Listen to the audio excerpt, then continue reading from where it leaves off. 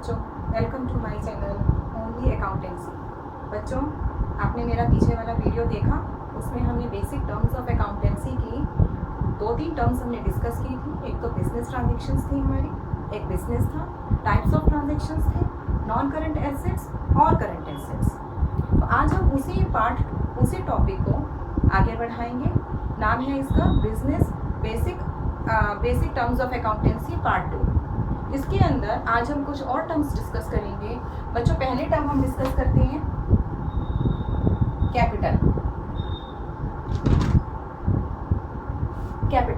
कहीं ना कहीं पे बच्चों ये टर्म हमने लास्ट क्लास में थोड़ी सी इंट्रोड्यूस कर ली थी। कैपिटल का मतलब क्या है? जिस पैसे से बिजनेस स्टार्ट किया जाता है, बिजनेस में कितना पैसा डाला जाता है। बच्चों, इस कैपिटल का मतलब ये नहीं कि सिर्फ बिजनेस में पैसे ही डाले जाते हैं। तो कैपिटल के अंदर हम 2 चीज़ें कवर करते हैं। कैपिटल के अंदर एक तो आ जाएगा मनी इन्वेस्टेड, और दूसरी चीज आ जाएगी मनी वैल्यू ऑफ गुड्स और assets brought in bye proprietor. अच्छा, 2 चीजें कवर हो जाती हैं कैपिटल के अंदर। Capital means the money invested by the businessman, bye the proprietor, and the money value of goods and the assets brought in by the proprietor. ये point तो बहुत आराम से क्लियर है आपको कि मनी इन्वेस्टेड, कितना पैसा आपने बिजनेस में डाला। हम एक एग्जाम्पल लेके चलते हैं। हमने लास्ट क्लास में हमने डिस्कस किया था, हमने एक बुक शॉप खोली थी। फॉर एग्जाम्पल, बुक शॉप में आप 5 लाख का कैश लेकर आए। तो एक तो आपका कैश के फॉर्म में हो गया 5 लाख, आप कैश लेकर आए। और घर से हमने ये डिस्कस किया था लास्ट वीडियो के अंदर कि मान के चलो प्रोप्राइटर अपने घर से AC लेकर आ रहे हैं, एक तो एयर कंडीशन लेकर आ रहे हैं और एक लैपटॉप लेकर आ रहे हैं, और उसकी मनी वैल्यू कितनी है हम ये मान के चलते हैं। इन दोनों की मनी वैल्यू 70,000 हम लेके चलते हैं। तो total capital invested bye the proprietor in the business is 5,70,000। 1 marker definition इसमें पूछी जाती है बच्चों कि डिफाइन द टर्म कैपिटल। तो उसमें हम इन दोनों पॉइंट्स मेंशन करेंगे कि capital is the money invested and the money value of goods और the assets brought in by the proprietor. अब यहाँ पे बच्चों एसेट्स तो चलो हमें पता चल गया, गुड्स क्या है? गुड्स का मतलब जिस चीज़ में वो डील कर रहे हैं, अगर वो चीज़ उसके घर में रखी है तो वो अपनी शॉप में लाके उसे बेच सकता है। The money value of the goods और the assets brought in by the proprietor in the business. पहली बात तो ये। बच्चों, अगला पॉइंट इसमें और क्या हमें लिखना है?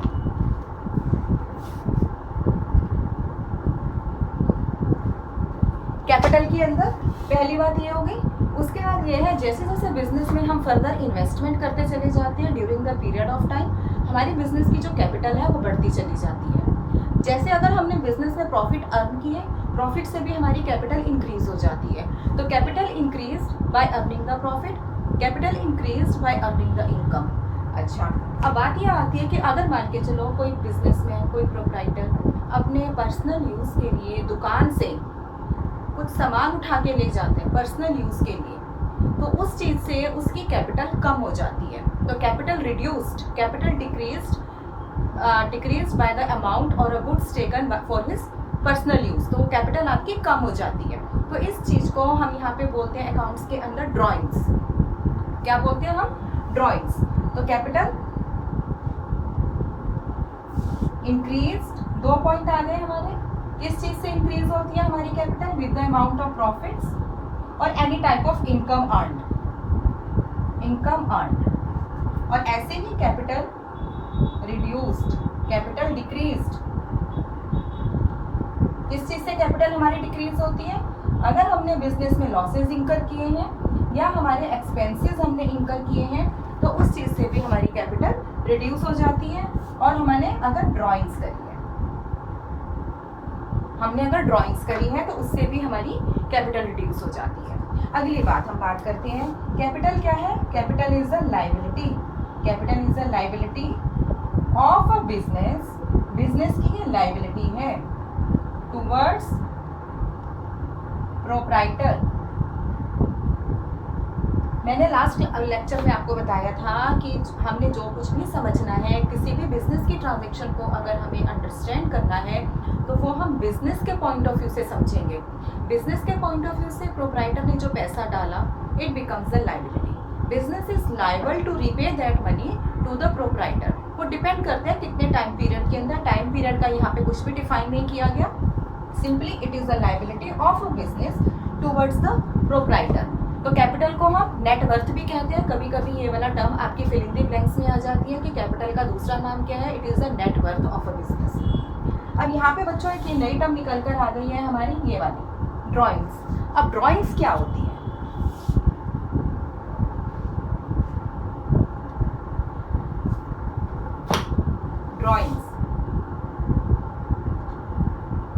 ड्राइंग्स का मतलब है मनी टेकन और एंड, नॉट और, money taken and money value of goods taken. किस चीज के लिए? For personal use by proprietor. जो प्रोप्राइटर था, जो दुकान का मालिक था, वो अपनी दुकान में से या तो कैश निकाल के ले गया, या दुकान में से जिस चीज़ में वो डील कर रहे हैं, जिस चीज़ की उसकी दुकान है, उसमें से वो माल निकाल के ले गया, अपने घर ले गया, अपने पर्सनल यूज़ के लिए। तो उसे हम बोलते हैं drawings. And it reduces the capital. ये अभी हमने पीछे वाले पॉइंट में समझा कि it reduces the capital. Money retaken, जैसे हम इसमें एग्जाम्पल लेकर चलें, अभी इस तरह की कई ट्रांजेक्शन्स आपको आगे जब हम जर्नल एड्रेस करेंगे, कई उसमें आएंगी कि प्रोप्राइटर ने पर्सनल यूज़ के लिए 5000 रुपीज़ ले लिए, तो 5000 रुपये वो कैश में ले गया, तो उसकी ड्राइंग्स हो गई। कभी कभी क्या होता है कि मानकर चलो जिस भी चीज़ की आपकी शॉप है, आपकी हमने बुक शॉप खोली थी, घर में आप अपने घर के बच्चों के लिए कुछ रजिस्टर्स, कॉपी, पेंसिल ले गए, तो वो भी आपकी ड्राइंग्स हैं। तो ड्राइंग्स को जब हमें बुक में रिकॉर्ड करना होता है, तो ये हमेशा drawings are recorded always at the cost price. Cost price पर हम बुक्स के अंदर ड्राइंग्स को रिकॉर्ड करते हैं। अब बात ये आ गई कॉस्ट प्राइस और सेलिंग प्राइस क्या चीज़ होती है बच्चों। ये चीज़ आपको 10th में बहुत अच्छे से क्लियर हो चुकी होगी मैथ्स के अंदर। डिफरेंस क्या है इन दोनों के अंदर? कॉस्ट प्राइस का मतलब किस रेट पर आपने चीज़ खरीदी है, सेलिंग प्राइस का मतलब किस रेट पर आप चीज़ बेच रहे हो। एक एग्जाम्पल ले लेते हैं, जैसे कि आप रजिस्टर बेचते हो जिसकी कॉस्ट प्राइस है 80 रुपीज़ और सेलिंग प्राइस है 100 रुपीज़। तो अगर आप ये रजिस्टर घर लेकर चले गए, तो आप अपनी बुक्स के अंदर 80 रुपीज़ से उसकी ट्रांजेक्शन को रिकॉर्ड करोगे। कैपिटल आप अपनी 80 रुपीज़ से कम करोगे, 100 से कम नहीं करेंगे। ड्राइंग्स को हम हमेशा अपनी बुक्स में कॉस्ट प्राइस या परचेज प्राइस पर ही रिकॉर्ड करते हैं। तो drawings reduces the capital. Drawings में बच्चों दो चीज़ें कवर हो जाती हैं, मनी टेकन और a cash taken and the money value of goods taken for personal use by the proprietor. अपने घर के लिए, पर्सनल यूज के लिए। बच्चों अगले टर्म हम लेते हैं परचेजेस।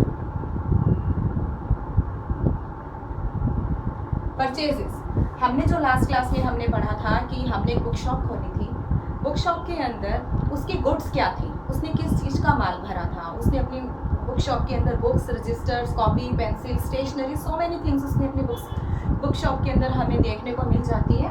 तो परचेजेस क्या होती है? जिस चीज़ में इंडिविजुअल प्रोप्राइटर डील कर रहे हैं उस चीज़ को खरीदना। When the goods are purchased, when the goods are purchased, किस चीज़ के लिए? For resale. उसको वो चीज़ दोबारा से बेचनी है, बेचने के लिए अगर वो खरीद रहा है, that item will be considered as an a purchase, that item will be considered as an a purchase. उसे हम परचेज का नाम दे देंगे। और परचेजेस क्या है बिजनेस की? परचेजेस बिजनेस के एक्सपेंसेस कैटेगरी में आ जाते हैं, क्योंकि रेगुलर एक्टिविटी है, बार बार बिजनेस के अंदर परचेजेस करनी पड़ती हैं। परचेजेस जो है आपकी कैश परचेज भी हो सकती है और क्रेडिट परचेज भी हो सकती है बिजनेस के अंदर। क्रेडिट, ये कैश परचेज और क्रेडिट परचेज हम अपनी बिजनेस ट्रांजैक्शन के टर्म के अंदर डिस्कस कर चुके हैं। कैश परचेज मतलब when the goods are purchased on the cash immediately payment is made. Credit purchase means when the goods are purchased on credit means we take some time for making the payment. That is the credit purchase. अब मान के चलो बच्चों, हमने जो माल खरीदा वो थोड़ा डिफेक्टिव हो गया या उसमें कुछ क्वालिटी कंडीशंस आ गए या वो नॉट एज पर माई ऑर्डर था. तो ऐसे केस में क्या होगा, जो माल हमने खरीदा अब वो हमें वापस करना पड़ेगा. Purchase return. परचेज रिटर्न की कैटेगरी आ जाएगी उसके अंदर. तो हमारी अगली टर्म आ जाती है परचेज रिटर्न. परचेज रिटर्न का मतलब है when the goods are purchased and that item are not as per the quality और not as per the order placed. उस केस में जो हमारा सेलर है दैट प्रोप्राइटर जो है वो उस माल को वापस कर देगा. वापस करने से क्या होगा, जो टोटल परचेजेस थी उसकी वो कम हो जाएंगी. तो यहाँ पर purchase return when the goods are return to the supplier.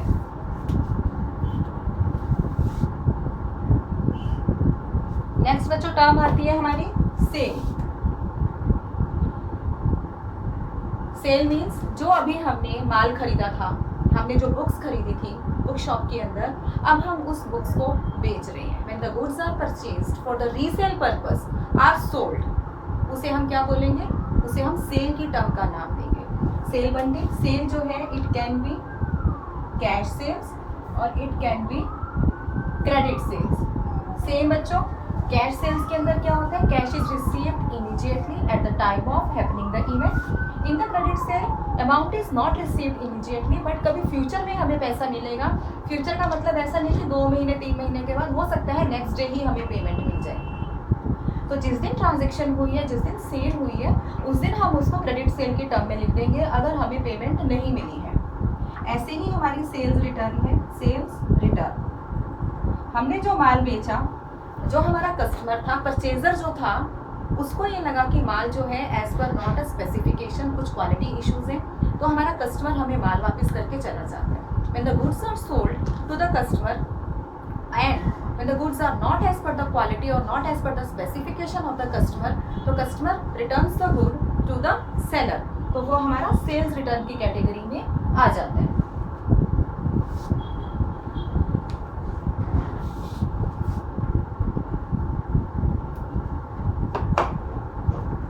Expense, अगली टर्म है एक्सपेंस.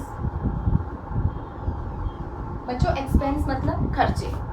बिजनेस को चलाने के लिए बहुत से खर्चे करने पड़ते हैं. अगर आप लोगों ने देखा हो या समझा हो तो खर्चे ऐसे होते हैं जो कि मंथली बेस पर होते हैं, डेली बेसिस पर होते हैं, एनुअल बेसिस पर होते हैं. तो अकाउंट्स के अंदर हम उन खर्चों को एक्सपेंस की कैटेगरी में हम वो खर्चे लिखते हैं जिनका ड्यूरेशन बहुत कम टाइम के लिए होता है और जो बहुत जल्दी एग्जॉस्ट हो जाते हैं, ख़त्म हो जाते हैं, जिनके बेनिफिट बहुत जल्दी ख़त्म हो जाते हैं.